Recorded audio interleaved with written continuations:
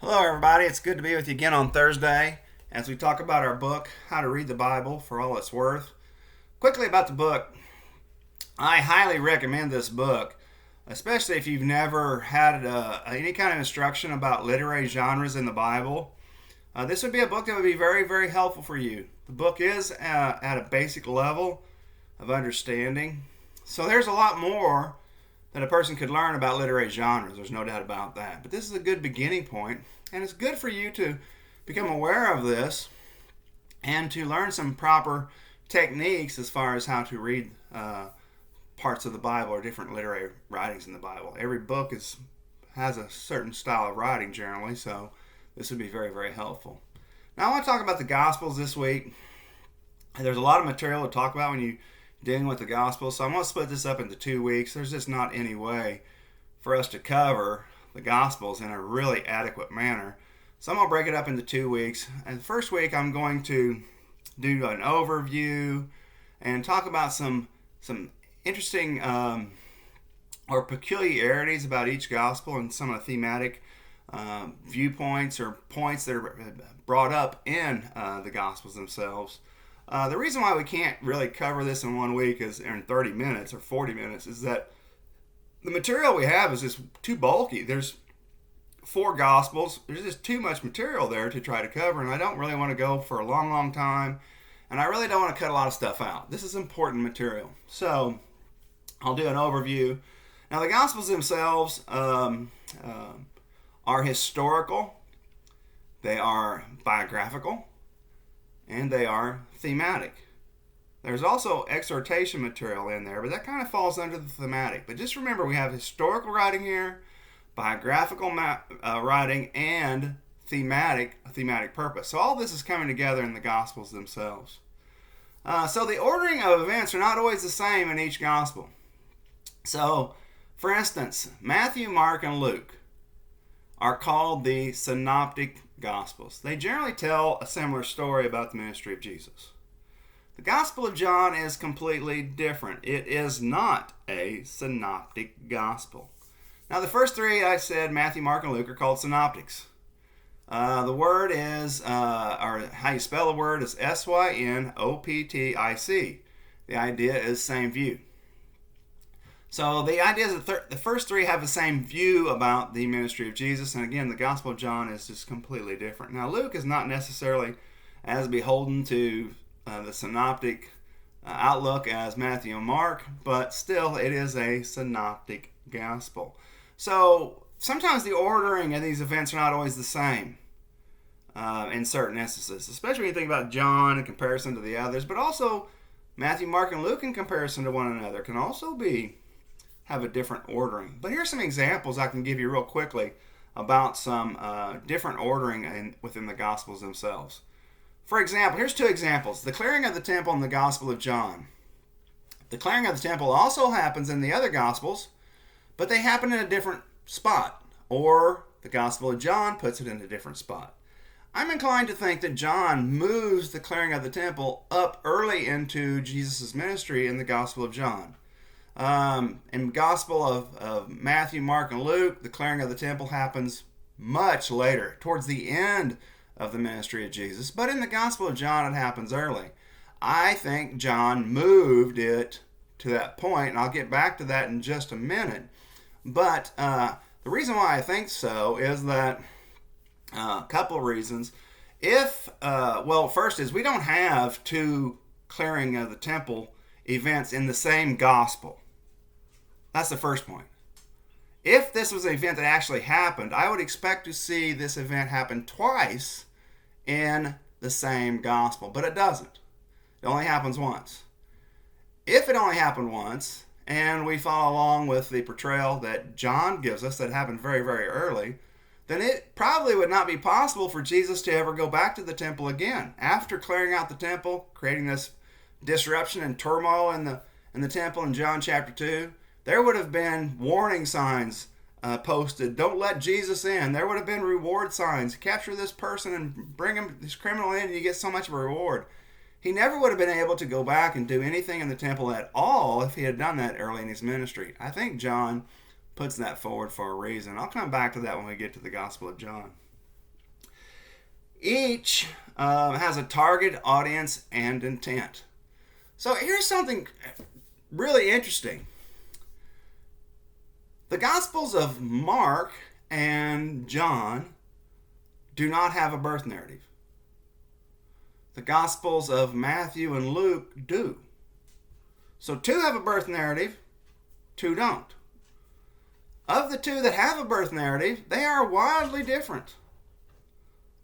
So we have that going on. Mark barely has anything to speak about after the resurrection. There's not very many post-resurrection scenes. So there are unique qualities to these Gospels. And another thing is that these Gospels were not recorded until very, very late.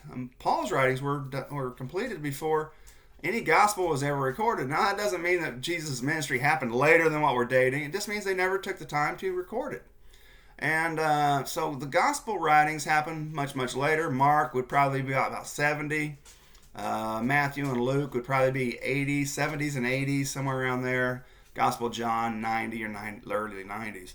And scholars can date these very easily because of the way that they shape their letters, the certain words they use, so forth and so on. So they can date these letters with some pretty good accuracy.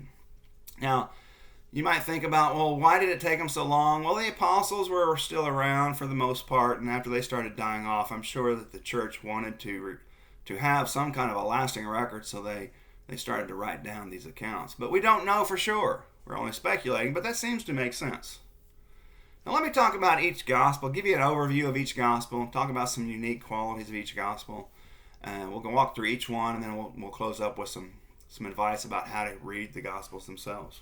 Mark, the Gospel of Mark. Most likely it was written first. So that's why I said I date it to about 70. The reason why scholars put it as the first written gospel is because it's the shortest. You might think, well, yeah, that's kind of a silly idea. Well, no, not after I explain to you why they consider that the brevity of the gospel to be an indicator of its initial writing. First thing is this, I guess, is that for most people, especially when you're dealing with sacred texts, I think all people will not add things to the People will add things to the text, but they won't take things away. So people will readily add things that they consider relevant and needed, but they will not take things away, especially from a sacred text. So Mark is the shortest. So we take Matthew and Luke, and we have additions that have been added to the Mark storyline, and then these other additions have come in, and they've made an expanded gospel for Matthew or Luke. John doesn't follow Mark much, but there are people out there who have charted how Gospel of John kind of mirrors some parts of Mark, but whatever. John is completely different. Let's just put it that way. Now, Mark. So Mark was written first. No birth narrative in the Gospel of Mark. Just never was. And there's very limited resurrection information. In fact, Mark 16, the chapter 16 closes at verse 8. I know you have 9 to 20 in your, especially if you have King James Version, or if you have a modern English translation, it's going to give you some kind of an indication that the following writings are not in the earliest manuscripts, and they're not. Verses 9 through 20 are not in the earliest manuscripts, and then when they do start to show up, we have two different types of endings, a short one and a long one. So most scholars are in agreement that Matthew stopped at verse 8. In fact, that's what the earliest manuscripts show. Matthew 16 verse 8 is the end of the Gospel of Mark, which sets up Mark to be like a Roman tragedy or a Greek tragedy, a poetic tragedy in that, if you remember how the Gospel of Mark ends, it ends with Jesus showing up, revealing himself to a resurrected Jesus, revealing himself to Mary Magdalene. And then it ends. Well, Mary Magdalene, back then, women were not reliable witnesses. Most women could not even take a charge against a man to court. Their testimony just was not valid. It wasn't accepted. So the Gospel of Mark ends with a tragedy in that the only witness who knows is a female, and the culture will not accept her testimony. And that kind of fits to what happens to so many of the Jewish people. They just will not accept the messaging of Jesus. The Gospel of Mark is very choppy. It almost seems disjointed at times. It's almost as if it jumps from one action point to another with very little transition material or material that might bridge certain different narratives, but it's very choppy and it moves very, very fast. Since it's shorter, the Gospel of Mark, it's very limited in the details that it gives for narrative scenes where there's something shared, some story shared between Matthew, Mark, and Luke, where all three of them have the same story most of the time. Most of the time, the Gospel of Mark has limited information. It doesn't have as many details as Matthew or Luke will present. However, there are some oddities. Sometimes Mark will give you more details than Matthew or Luke. Doesn't happen very much. In fact, it's very rare. I think it only happens a couple of times. One time I know of is the story of the hemorrhaging woman, I think in Mark 5, maybe 4 or 5. But anyway, that story gets more detail in the Gospel of Mark than it does in Matthew or Luke, which is very interesting. And there's another story too, I'm pretty sure. But it's very odd that it happens, but every now and then it does. Matthew and Luke mostly follow the Gospel of Mark. Mark's ordering of events. John does not at all. Luke less so than Matthew, but it does follow it to some degree. And another thing about the Gospel of Mark is that the intended audience seems to be Gentile.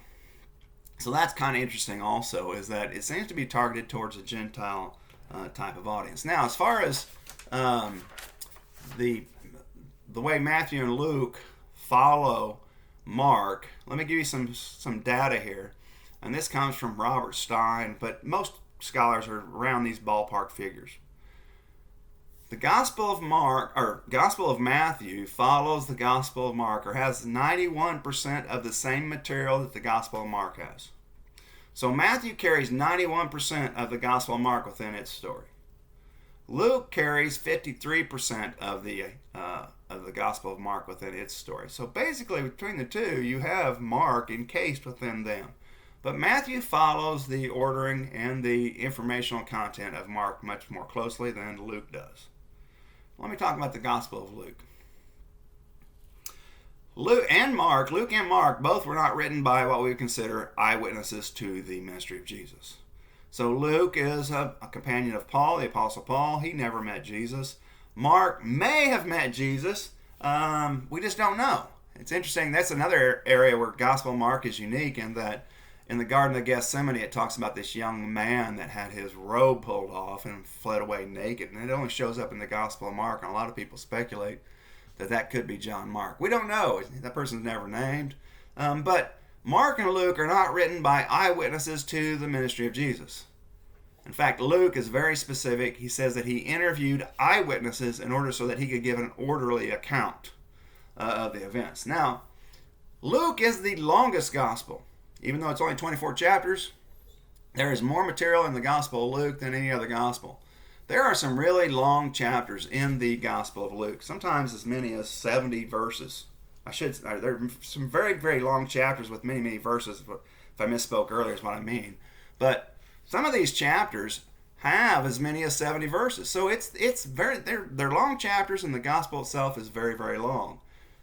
Luke seems to be part of a two-part volume that Luke constructed. The first would have been the Gospel of Luke. That had been the first part. And the second part is Acts. And they seem to be a volume that was put together.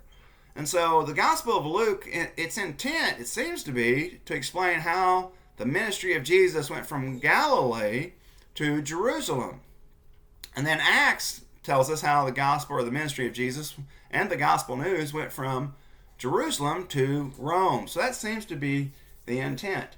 Luke has a birth narrative and post-resurrection narratives. In fact, the post-resurrection narratives are unique. The two disciples on the road to Emmaus, no other gospel has that.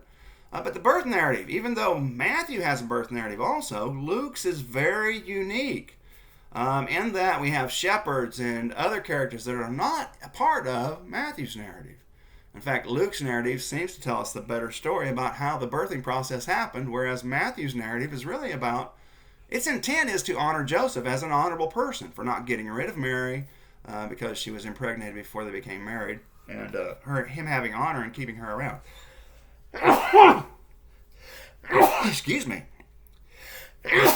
Woo. That's something tickling my nose. Excuse me again. There are many unique parts to the Gospel of Luke. Again, the birth narrative is one of those that's very, very unique of Jesus. But also there's a birth narrative about John the Baptist, which is strange. The Gospel of Luke actually has a birth narrative about John the Baptist, and it talks about his parents. So that's unique material to the Gospel of Luke. Luke has very many unique parables.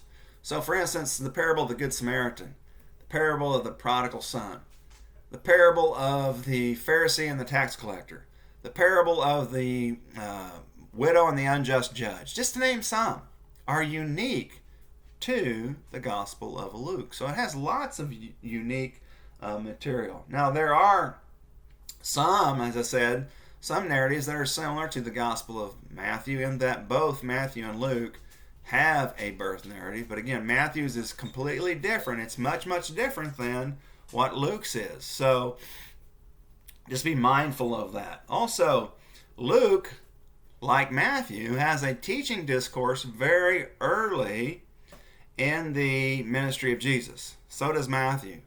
Now, I actually think, well, let me explain what I'm talking about a little bit more. In Matthew, we call it the Sermon on the Mount. In Luke, we call it the Sermon on the Plain.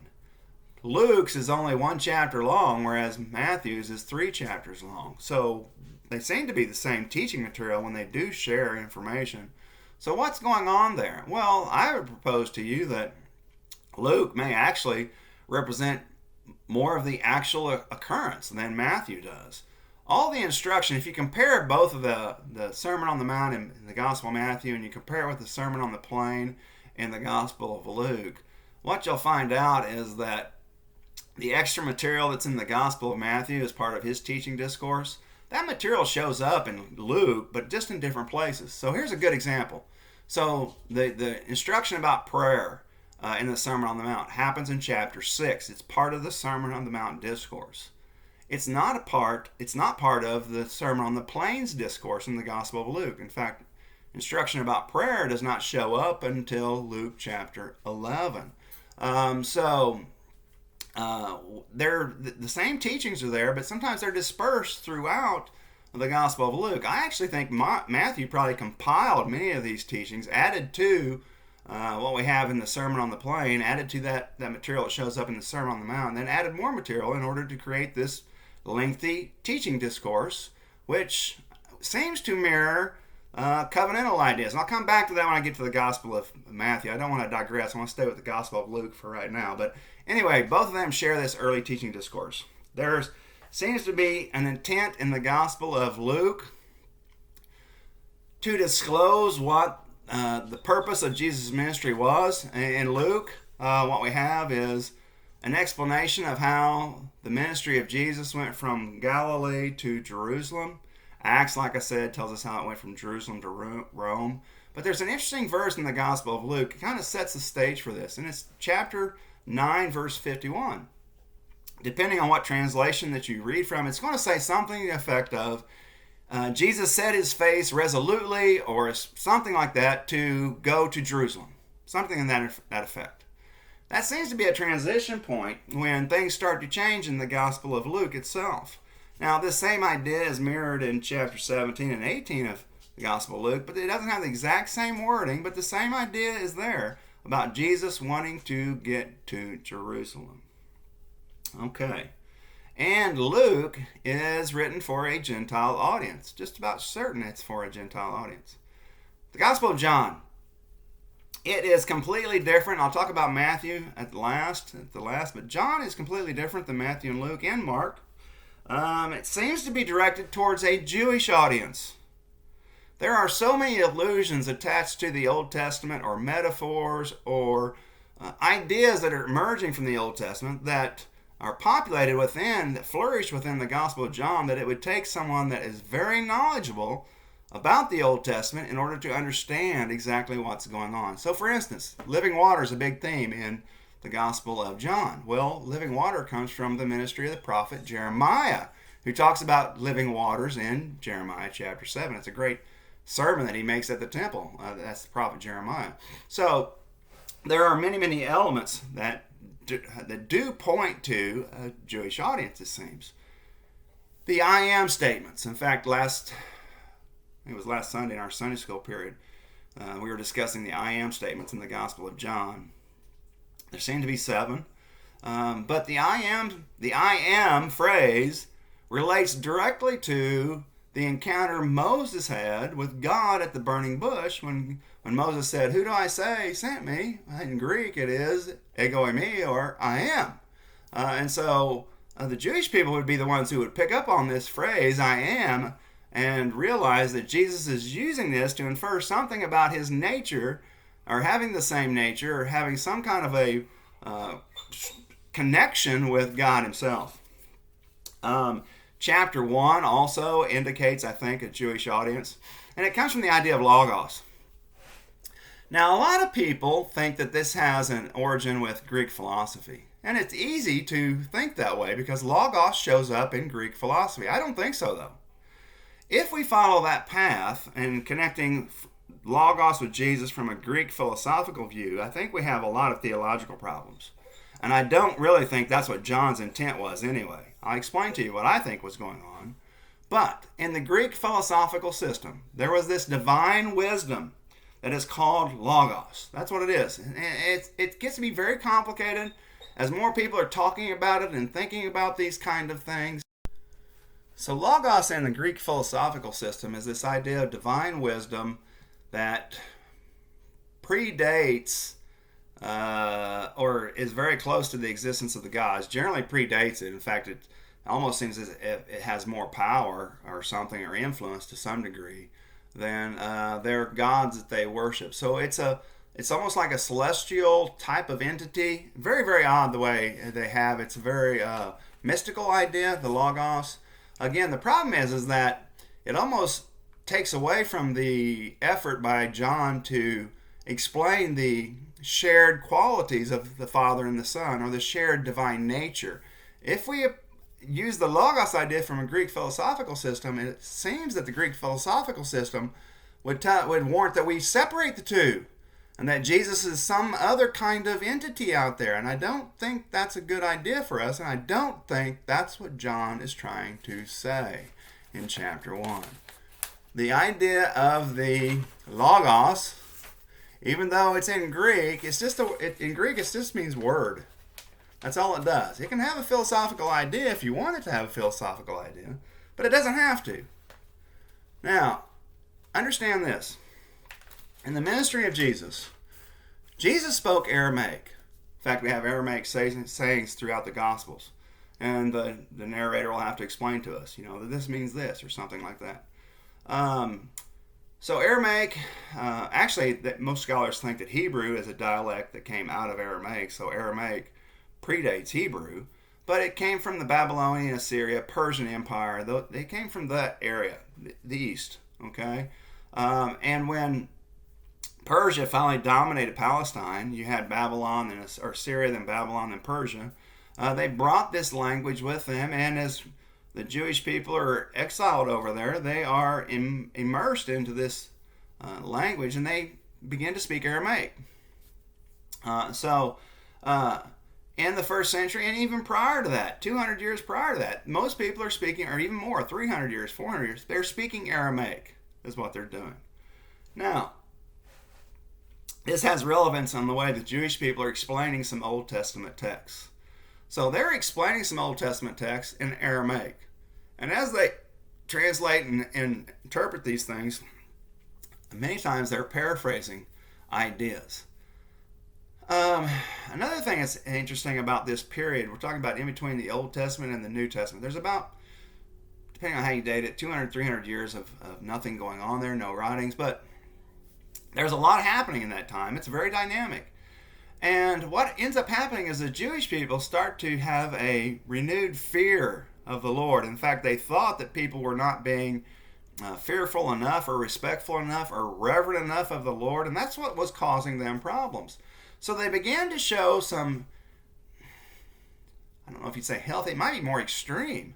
Extreme this reverence for God. And in the Old Testament text where you would have God interacting with humanity or something, their idea was that can't be so, because we know from like the Moses encounter, Exodus 33, when Moses encountered God. Moses says, I want to see your face, and God says, you can't see my face. I'll hide you in the cleft of the rock over here, and I'll pass by, and then you can see my backside. That's what he says. And so they inferred from that no human could possibly see God. So if we have that kind of action going on in the Old Testament, it must have been some kind of a misrepresentation. And they began to insert an idea into the text. And in Aramaic, it's memra. Memra in Aramaic means word. It's a synonym to logos. The logos is Greek, though, but memra is Aramaic. Not Arabic, Aramaic with an M, okay? So we're talking about Aramaic. Memra. They talk about the memra of the Lord. Instead of the Lord interacting or doing something, they would say it was the memra of the Lord. So they personified the word of the Lord. And because they just thought that God could not interact. He's pure. Humanity's impure. It's not possible for God to interact with humanity. So it has to be the memra of the Lord. And this is just coming from Jewish thought. It's not coming from any inspired text in the Old Testament. Just from Jewish thought itself. And so they began to explain things this way. Another thing that's so interesting about the Gospel of John, I think it's in chapter 1, verse 14. It's in chapter 1, I know that, but I think it's verse 14, where it talks about Jesus came to tabernacle with us. Now, our translations generally say dwell, but the word that's used there, it's skene, and the word that means tabernacle or tent, and it refers us back to, or makes me think of the Exodus wanderings. As people are moving around, nomads, God moved with them in a tent, that kind of idea. And so it's thoroughly Jewish, so I think we're wrong. It's a wrong approach to try to attach some kind of Greek idea to chapter 1 of the Logos, when it seems to fit more naturally and better into this Aramaic thought, Jewish thought that's coming about, in the way that they are talking about this in the Aramaic language. Now, the Gospel of John definitely has a theological shaping. As I talked about the clearing of the temple being moved forward, that is one thing, but also we often overlook the importance of the miracle of changing of the water to wine at Cana in Galilee. A lot of people don't like it because it talks about alcohol, but they would have drank alcohol during their wedding celebrations. In fact, they would have drank alcohol pretty regularly. That's the only way they could have had any kind of drinking source that was not contaminated with any kind of bacteria or any kind of microorganisms. So they would have drank it quite a lot. But we have a bias towards that, so we overlook it. However, that miracle, that first miracle in Cana, sets the stage for the entirety of the Gospel of John.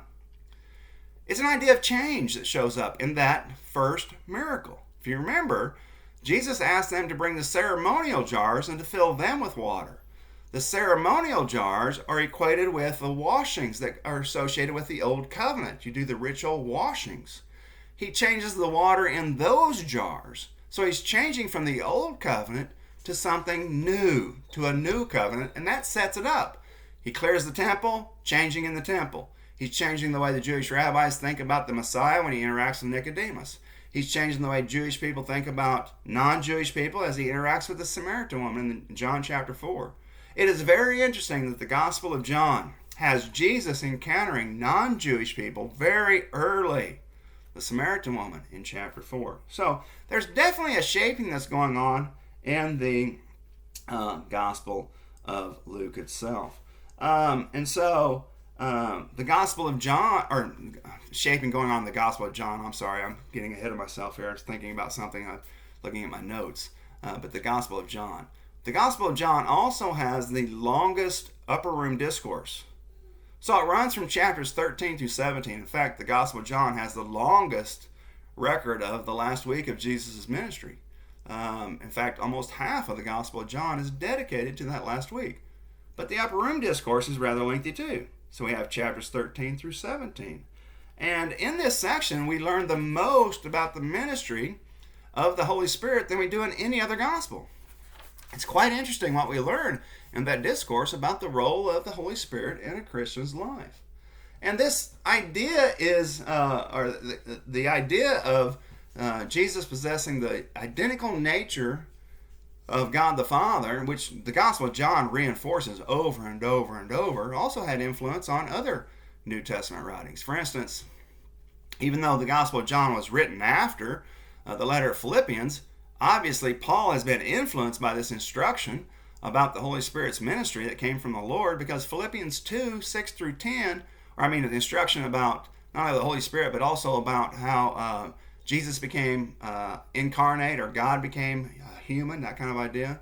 Philippians 2, 6 through 10 also mirrors this idea. So this divine sharing, the divine nature sharing between the Father and the Son, and their having equality in nature, so forth and so on, definitely influences other writings of the New Testament for sure. Matthew has immense theological intent. I think it's the most theologically packed gospel that we have. It is masterfully constructed. You have historical narrative, biography, but you also have, coursing through it, you have lengthy teaching discourses, or these exhortative sections themselves. So the Gospel of Matthew is bracketed, or you may come across this term, inclusio, but we have information at the beginning and information at the very end that give us bracket to give us an overall theme about the Gospel of Matthew. In chapter 1, Mary is told by the angel that the child will be called Emmanuel. Well, that's not really a name, it's more of a promise. The promise is God is with us. This idea also shows up in Matthew 28, when Jesus tells the disciples to go make other disciples, and he says, I will be with you until the end of the age. So we have God is with us at the very beginning, and we have Jesus as God at the very end, telling them that he will be with them forever. So we have God is with us theme running through the Gospel of Matthew. There seems to be 3 parts to the larger narrative of Matthew. I think it's 4:16. It's right around 4:16 and 16:20. I think those are the 2 verses. There's a phrase that goes something like this: from that time Jesus began to something. I think in the first instance it's preach, in the second instance I think it's proclaim, or something like that. But anyway, it's the exact same phrase shows up in the Gospel of Matthew. This phrasing sets us up for a 3-part saga, basically, to the Matthew narrative. So the first part is from chapter 1, verse 1 to 4:16. And basically, it's the presentation of the Messiah. Then we have that phrase, from that time Jesus began to do something. I think it was proclaim the gospel at that time or something in chapter 4. But anyway, from 4:17 to 16:21, we have the proclamation of the Messiah. It's very interesting that in chapter 16 is where we have Peter making the recognizing Jesus as the Son of God. And Jesus praises Peter for it. And so then that closes out the second saga. And then the third saga starts at 16:21, and it runs all the way to the end of 28 verse 20, or at the end of chapter 28, which is 28 verse 20. And in that, we have the explanation of the ministry and the achievement of the salvation plan, and so other things going on. So we definitely have this 3-part saga within the Gospel of Matthew itself. There are 5 teaching discourses in the Gospel of Matthew. And so these teaching discourses generally begin and end in a similar way. Now, it's not always this way, and I can't remember exactly, but I'm pretty sure all 5 of them end in something to the effect of Jesus finished saying things, or finished speaking, or something like that. Jesus finished something, and it's related to speaking or teaching. And then I think 3 out of the 5 begin with, or not all of them, I think 3 or 4 begin with Jesus began to do something, began speaking, began teaching, something like that. And so we have this began to idea and the finishing idea. It separates these discourses out. Now there are 5 within the Gospel of Matthew. So the first is the Sermon on the Mount, chapters 5 through 7. Again, I think that Matthew had a core teaching discourse that came from whatever Luke's pulling from, which is Mark, but Mark doesn't have it in its representation, but Luke does. But Matthew takes that core teaching discourse and he begins to compile other teaching elements or discourses and adds it to this to create this larger teaching discourse, which seem to follow the idea of blessings and curses from the Old Covenant guidelines. meaning that you have the Beatitudes in the very beginning. Those are the blessings. And at the end of the Sermon on the Mount, you have the foolish man who built his house upon the sand, then he's destroyed. That's the curse. So the idea is that if you live according to the teachings that Jesus has provided, then you've built your house on the rock and you're a wise man. The foolish man is cursed and destroyed because he did not listen. So it seems to follow that. So Matthew has kind of created that teaching discourse in a way. Matthew chapter 10 is the mission discourse. Matthew chapter 10 also is very helpful as far as explaining what's going on in Matthew 25, 31 through 46, parable of the sheep and goats. So it's very interesting. You can definitely find some answers to some what's going on that part from Matthew chapter 10 itself. But that's the mission discourse. Chapter 13 of Matthew, you have parables that teach about the end of time, and so it's dedicated to that. Chapter 18, you have a teaching discourse about community relationships. And then you have chapters 24 through 25, where you have teaching about the destruction of Jerusalem and the temple. And then also about end of time. You have end of time parables in the latter part of 24, and then also going into 25. So we have these 5 teaching discourses. Now, it's very odd that the Gospel of Matthew has limited post-resurrection scenes. In fact, there's only one. But what they do have is very interesting, because we have something else that's unique to Matthew that's presented. We have 2 stories presented that are very important in the end of Matthew. One is from the perspective of Jesus' enemies.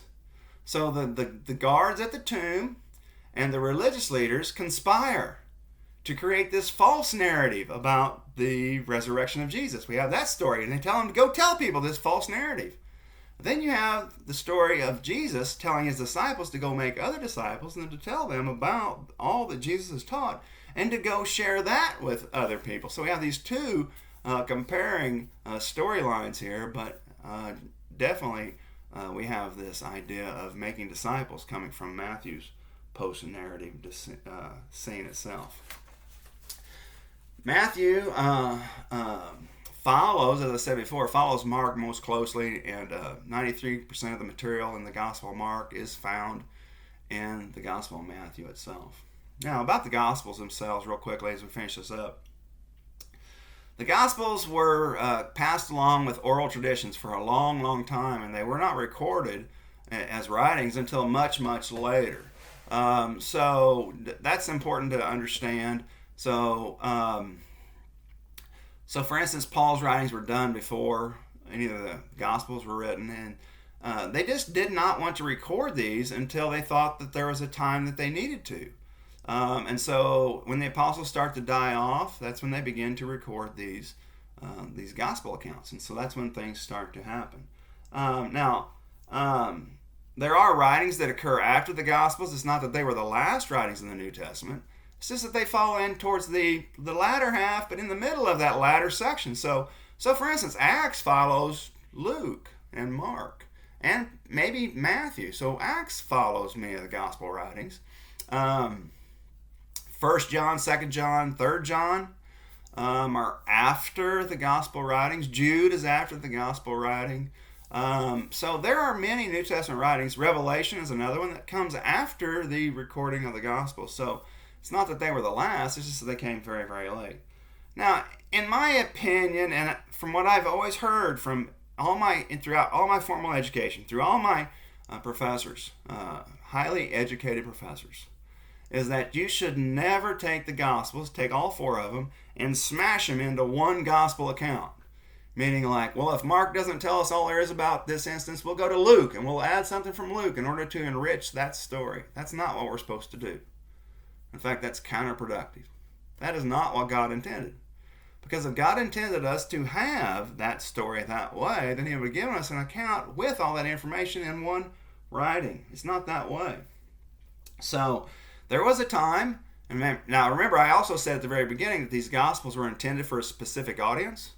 So these Gospels were written to that audience, and at that time, there was a time when they had nothing else. That's all they had. And that's all they needed in order to understand God, in order to understand how salvation came through Christ.